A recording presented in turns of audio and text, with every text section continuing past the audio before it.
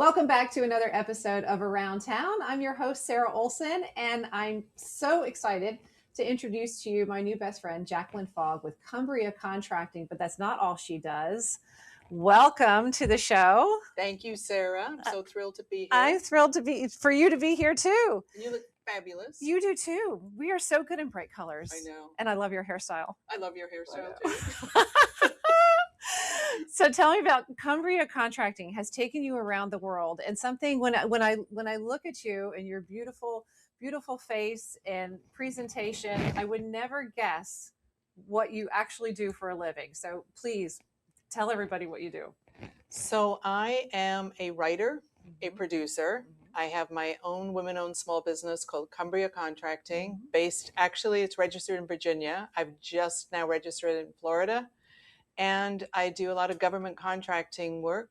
Some of it is cleared work and a lot of it is not, but it's very interesting work. And I'm also a writer and a TV producer, and I have my own YouTube channel. It's crazy. I know. So we just need to pick apart this. So governmental contracting took you to South Africa, right? You world traveler. That's correct. Okay. Right after 9/11 happened, I was on a contract for working throughout the Department of State, through the embassies throughout Africa, and fascinating work. It took me from Kenya, South Africa, Namibia, Uganda, Angola, Senegal, Zambia, Zimbabwe, and I loved it. It was just the most amazing work, but it did interfere with my TV production and my writing, because when you work for the government, that's all you do. Right. So your creative brain, so you are, to me, the perfect equilibrium. You have a left brain and a right brain, and together they are beautiful. And so I say that because your creative side with your YouTube studio, Montessori. Yeah. Early childhood education TV program. And I'm right now just putting together an animation AI TV series for children that takes them throughout Africa. Tell us about the Montessori. So when I first started, I was teaching Montessori in New York.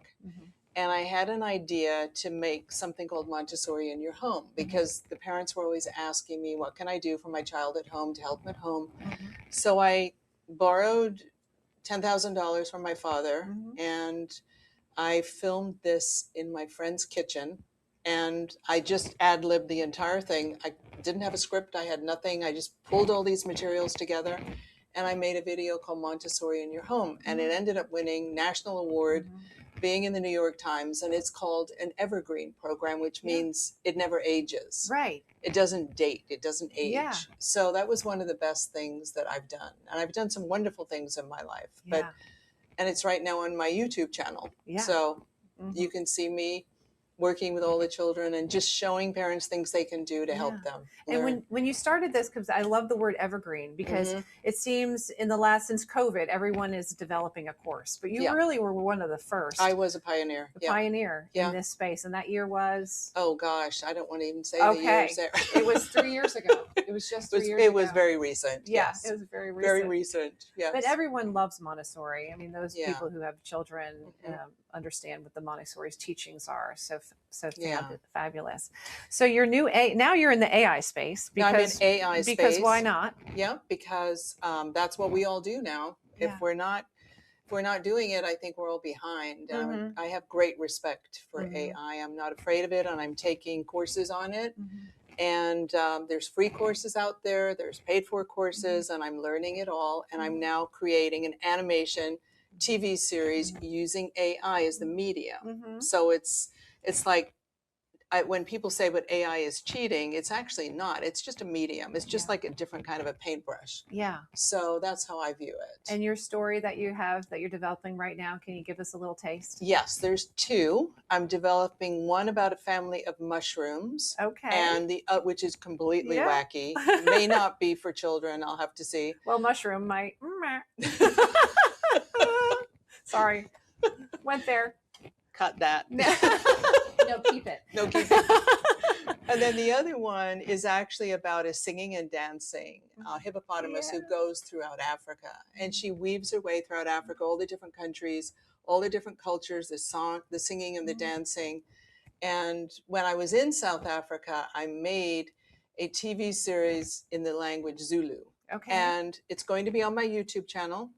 And it actually, that also was nominated for an award. But what was so interesting is I was filming some of my work during the apartheid years, right before Nelson Mandela was elected. Wow.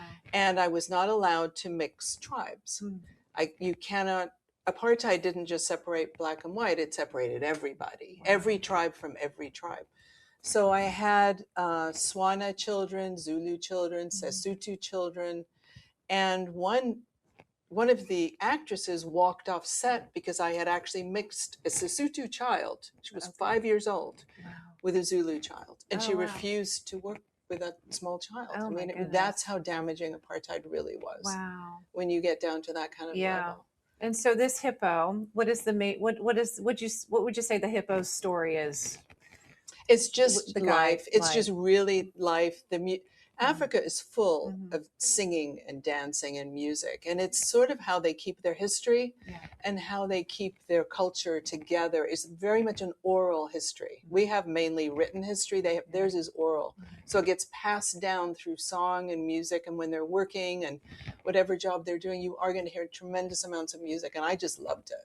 I went for 3 weeks and I stayed close to 25 years. Oh my goodness. That was a long, really long 3 weeks. I know. I had 2 suitcases and then I ended up having a whole shipment when I left. Yeah. So it was just time to go. Yeah. Time to go and move on to something else in my life, which I did government contracting and lived in Washington for the past 15 years. Yeah. And now I'm here in Florida. And you're in Nocatee. I'm in Nocatee. Right around the corner. I'm in Ponte Vedra, Florida. Ponte Vedra. Ponte Vedra, Florida. I know. People, I've been here a year and a half. Yeah. So, and I keep saying, why am I here? And then I keep meeting these really interesting people. And like you. Yeah. And we had a great lunch at Anejo. And I can't pronounce it, but you speak fluent Spanish. So. Yes. Yes, but she still ended up, in fluent Spanish, getting beef when she ordered pollo. Pollo. See, I don't even. Yeah. I didn't get the pollo. Anyway. No, I got the carne. They brought me the carne and I ordered pollo. Yeah. Anyway. Yes. Well, I know we could talk forever, and we will. We're going to have you back on the show, talk about other fun things. The Jacksonville film. Yes. And, in my budding actress career. Yes. Sarah is a great actress. Yeah. I'll start at that Taco Bell. Sarah's story. Can I tell the Taco Bell story? You want me to save that? Gonna get wrapped up, but okay. We can tell it, and then they'll come wave at us. Okay. So when I met Sarah and we had lunch at Anejo in Nocatee, she was telling me the story of how she used to work at Taco Bell. Yeah. And I have told her how I love Taco Bell. And she's worked there, and they asked her to be in a commercial for Taco Bell. Mm-hmm. She then quit the next day, didn't do the commercial, walked out the door, was so embarrassed and went home. Yeah. And she's now doing commercials. I said, you ruined it all. And now we're going to write to Taco Bell and see if they're going to have her back. See if Taco Bell will have me back.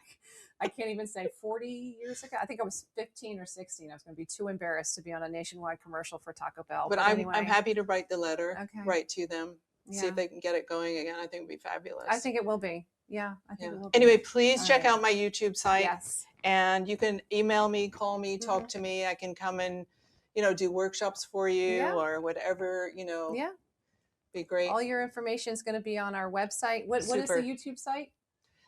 It is called Montessori in Your Home Activities, Early Learning Activities for Children. Okay. And you'll see my sunny face, and you will also see a big yellow hippopotamus there. There you go. And you'll know you found it when you see the big hippopotamus. But if that was too many words for you to remember, you can go to hgtvjax.com and learn more about Jacqueline and her funny little hippo. Yes. Thanks for watching.